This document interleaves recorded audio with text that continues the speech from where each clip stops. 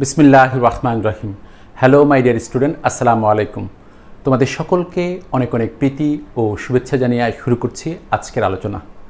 আমার আজকের আলোচনায় থাকছে এসএসসি রসায়ন অধ্যায় 11 খনিজ সম্পদ জীবাশ্ম।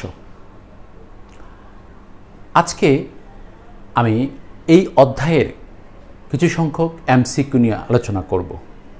তোমরা ইতিমধ্যে লক্ষ্য করেছ আমি 12টি লেকচারের মাধ্যমে এই অধ্যায়টি মোটামুটিভাবে শেষ করেছি।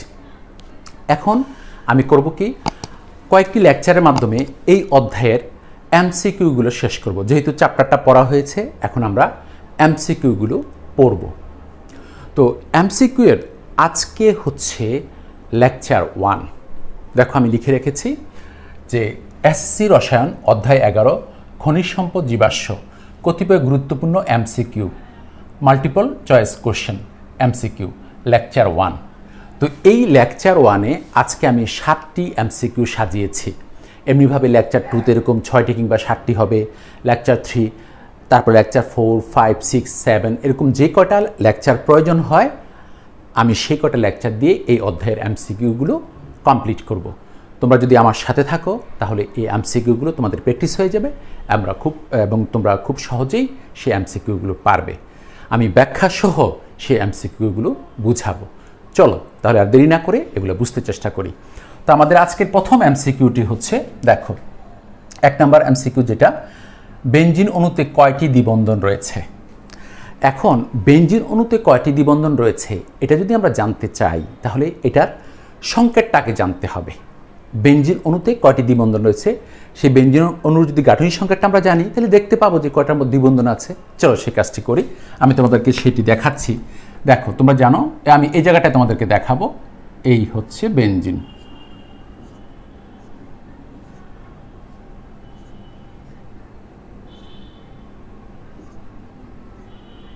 দেখো এইখানে একটি দ্বিবন্ধন, তোমরা জানো একান্তর দ্বিবন্ধন, এখানে একটি দ্বিবন্ধন, এইখানে একটি দ্বিবন্ধন, এটার সাথে একটা হাইড্রোজেন যুক্ত থাকে, এটার সাথে একটা হাইড্রোজেন যুক্ত থাকে, এটার সাথে একটা হাইড্রোজেন যুক্ত থাকবে, এটার সাথে একটা হাইড্রোজেন যুক্ত থাকবে, এটার সাথে একটা হাইড্রোজেন যুক্ত থাকবে, এই কার্বনের সাথে একটা হাইড্রোজেন যুক্ত থাকবে, অর্থাৎ C6H6, কার্বন 6টি এবং হাইড্রোজেন 6টি। তো এটার গাঠনিক সংখ্যাটা হচ্ছে এটা। তো এটার মধ্যে কয়টা দ্বিবন্ধন দেখা যাচ্ছে, দেখো এটা একটা দ্বিবন্ধন, এটা একটা দ্বিবন্ধন, এটা একটা দ্বিবন্ধন, তাহলে 3টি দ্বিবন্ধন দেখা যাচ্ছে। তাহলে বেনজিন অণুতে কয়টি দ্বিবন্ধন রয়েছে? 3টি দ্বিবন্ধন রয়েছে। দেখো এই গ হচ্ছে এটার সঠিক অ্যান্সার, গ। বেনজিন অণুতে কয়টি দ্বিবন্ধন রয়েছে দিয়েছে, অপশন কি 1, 2, 3, 4। তাহলে বেনজিন অণুতে আমরা গাঠনিক সংকেত লিখে দেখতে পেলাম যে 3টি দ্বিবন্ধন রয়েছে। তাহলে আমাদের 1 নাম্বার কমপ্লিট। বেনজিন অণুতে 3টি দ্বিবন্ধন রয়েছে, 1 নাম্বার কমপ্লিট। আশা করি তোমরা বুঝতে পেরেছ। আমাদের 1 নাম্বার কমপ্লিট। বেনজিন অণুতে 3টি দ্বিবন্ধন রয়েছে। এই যে বেনজিন অণুতে 3টি দ্বিবন্ধন রয়েছে। এবার আসো 2। দেখো গ্লিসারল যৌগটি, লক্ষ্য করো গ্লিসারল যৌগটি ক অ্যারোমেটিক, অ্যালকোহল, অ্যালডিহাইড, কিটোন। এখন প্রশ্ন হচ্ছে, গ্লিসারল যৌগটির যদি গঠন তুমি না জানো, আণবিক সংকেত না জানো, তাহলে সে কি অ্যারোমেটিক, নাকি সে অ্যালকোহল, নাকি সে অ্যালডিহাইড, নাকি কিটোন, তুমি সেটা বুঝতে পারবে না। তো প্রথমে আমাদেরকে জানতে হবে গ্লিসারল যৌগটি কোনটি। দেখো গ্লিসারল যৌগটি হচ্ছে এইটা, লক্ষ্য করো এটা গ্লিসারল, CH2OH বন্ড OH, এটা হচ্ছে CH বন্ড OH, এরপর হচ্ছে CH2 বন্ড OH। এটা গ্লিসারিন, এটা গ্লিসারিন বা গ্লিসারল। এটা সাবান প্রস্তুতির সময় পাওয়া যায়। তোমরা যখন 12 নম্বর অধ্যায়ে পড়বে দেখবে সাবান প্রস্তুতির সময় এই গ্লিসারল উৎপন্ন হয়। তো প্রশ্ন হতে পারে যে গ্লিসারল 12 নম্বর অধ্যায়ে এটাতে কেন আসলো? গ্লিসারল কিন্তু একটা জৈব যৌগ, যেহেতু এই চ্যাপ্টারটা জৈব যৌগের চ্যাপ্টার, এই জন্য এটা এই চ্যাপ্টারের মধ্যেও এমসিকিউটা আসবে। তো এখন দেখো CH2OH bond, CH2OH bond, CH2OH, এইটা হচ্ছে গ্লিসারল বা গ্লিসারিন, গ্লিসারল বা গ্লিসারিন। তাহলে তোমরা জানো জৈব যৌগের মধ্যে OH থাকলে অ্যালকোহল হয়, তাহলে এটার মধ্যে 3টা OH আছে কিন্তু সে অ্যালকোহল, এটাকে বলা হয় ট্রাইহাইড্রিক অ্যালকোহল। একটা OH থাকলে বলা হয় মনোহাইড্রিক অ্যালকোহল, 2টা OH থাকলে বলা হয় ডাইহাইড্রিক অ্যালকোহল, আর 3টা OH থাকলে বলা হয় ট্রাইহাইড্রিক অ্যালকোহল। কিন্তু এটা হচ্ছে একটা অ্যালকোহল, ট্রাইহাইড্রিক অ্যালকোহল, বাস অ্যালকোহল, সে OH আছে যেহেতু অ্যালকোহল। তো এখানে বলেছে যে গ্লিসারল যৌগটি অ্যারোমেটিক যৌগ না, কারণ বেনজিন বলয় না থাকলে, বেনজিনের যে চক্রটা আছে যে একটু আগে আমি দেখালাম, এটা না থাকলে অ্যারোমেটিক হয় না, তাহলে সে অ্যালকোহল, এই যেটা হবে অ্যান্সার। তাহলে গ্লিসারল যৌগটি অ্যালকোহল। তারপর দেখো অ্যালডিহাইড না, কারণ সিএইচও থাকলে, কার্যকরীমূলক সিএইচও থাকলে অ্যালডিহাইড হয়, আর কিটোন হয় সিও গ্রুপটা থাকলে, তাহলে এগুলো কোনোটাই নাই, এগুলো ওএইচ আছে, এই জন্য অ্যালকোহল। তাহলে দেখো গ্লিসারল যৌগটি অ্যারোমেটিক হবে না, অ্যালকোহল এইটার অ্যান্সার, অ্যালডিহাইড হবে না, কিটোন হবে না। তাহলে সর্বশেষ আমি যে কথাগুলো বললাম, 2 গ্লিসারল যৌগটি অ্যালকোহল হয়ে গেল। তাহলে আমি এই দুটা মুছে ফেলবো, আমাদের 1 এবং 2 শেষ। দেখো এটা কিন্তু গ্লিসারল বা গ্লিসারিন, মুছে ফেললাম, 1 এবং 2 মুছে ফেলবো, যেহেতু বোর্ডে জায়গা কম আমি একটু মুছে জায়গাটা নেব, কারণ বোঝানোর জন্য এটা প্রয়োজন হতে পারে। তাহলে 1 এবং 2 মুছে ফেললাম, 1 এবং 2 মুছে ফেললাম। এরপরে দেখো আমাদের এখন এমসিকিউ হবে 3। লক্ষ্য করো 3 এবং 4 এমসিকিউর জন্য একটা উদ্দীপক দেওয়া আছে।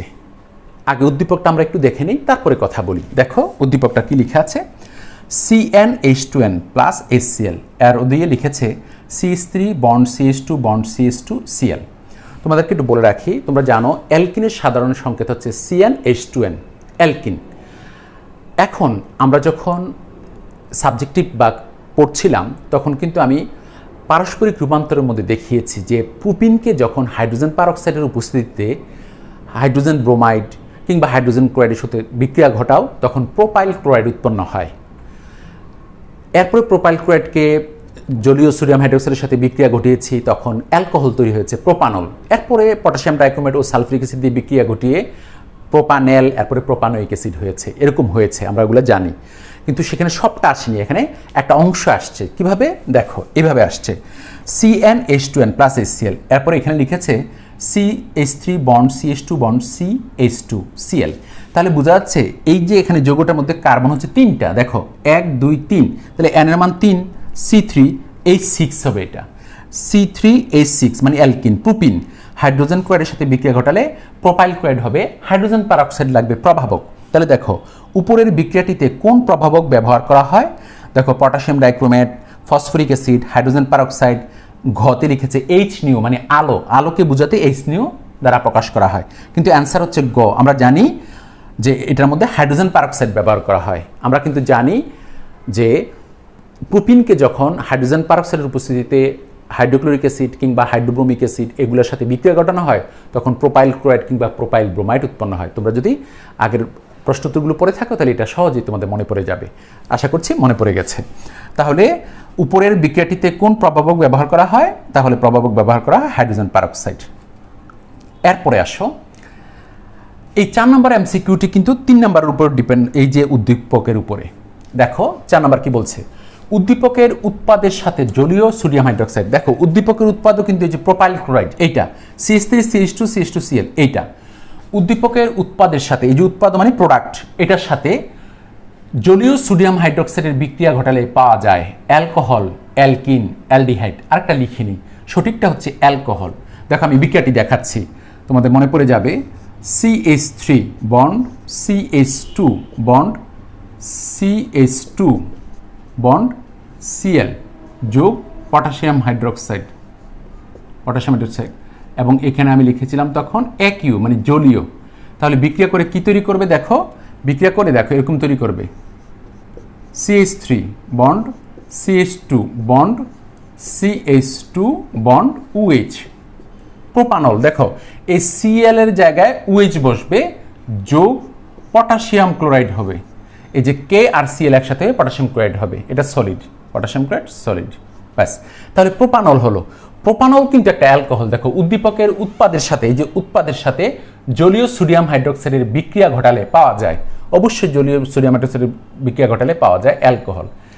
জানো যদি অ্যালকোহলীয় পটাশিয়াম হাইড্রোক্সাইডের সাথে বিক্রিয়া ঘটানো হয় তখন কিন্তু অ্যালকিন পাওয়া যায়। আমাদেরকে অ্যালকিনের কথা বলেনি, আমাদেরকে বলেছে জলীয় সোডিয়াম হাইড্রোক্সাইড, জলীয়, তাহলে অ্যালকোহল পাওয়া যাবে, এই যে অ্যালকোহল। তাহলে অ্যান্সার হচ্ছে অ্যালকোহল। তাহলে আমাদের 3 এবং 4 কমপ্লিট হয়ে গেল, 3 এবং 4 কমপ্লিট হয়ে গেল। 3 এর হলো হাইড্রোজেন পারঅক্সাইড, 4 এর হলো অ্যালকোহল। মুছে ফেললাম, আশা করি তোমরা বুঝতে পেরেছো।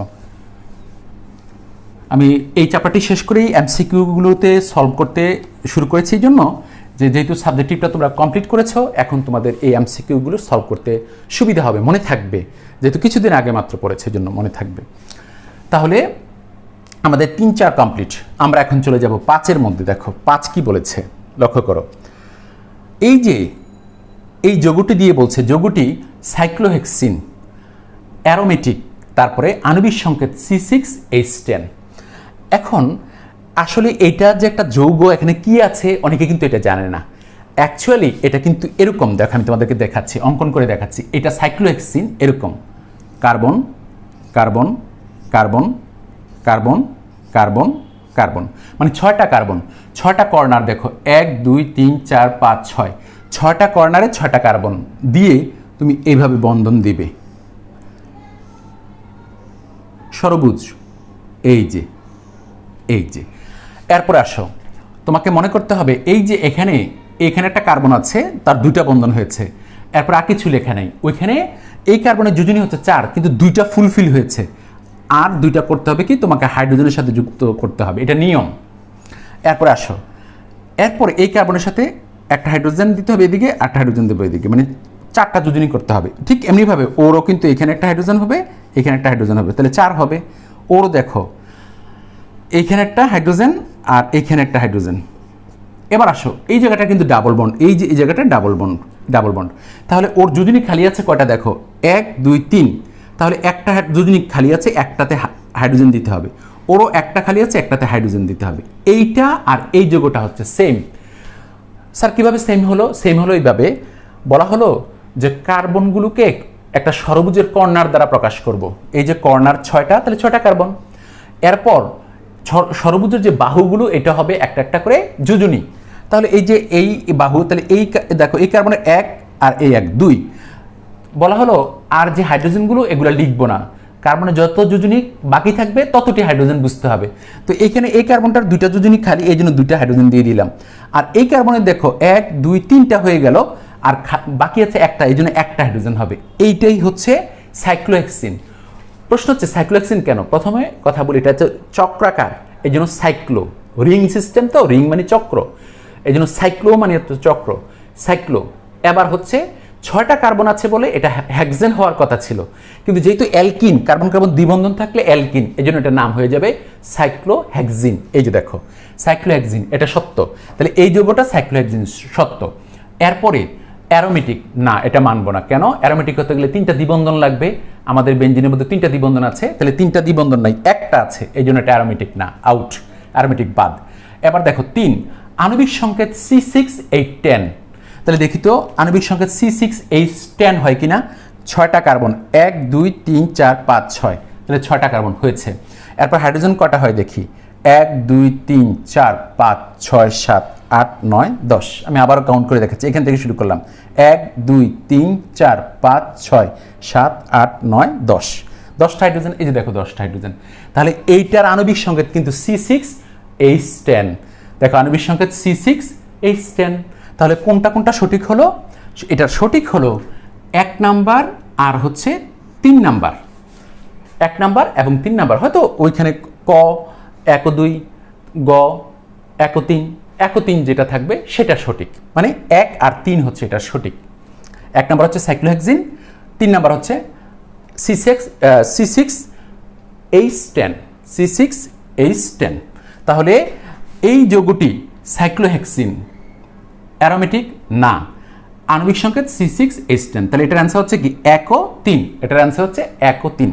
তাহলে আমি বলতে পারি, যদি এরকম বলি, ঘ দিয়ে যদি বলি যে এটার অ্যান্সার হচ্ছে 1 ও 3, দেখো 1 ও 3, এটার অ্যান্সার হচ্ছে 1 ও 3।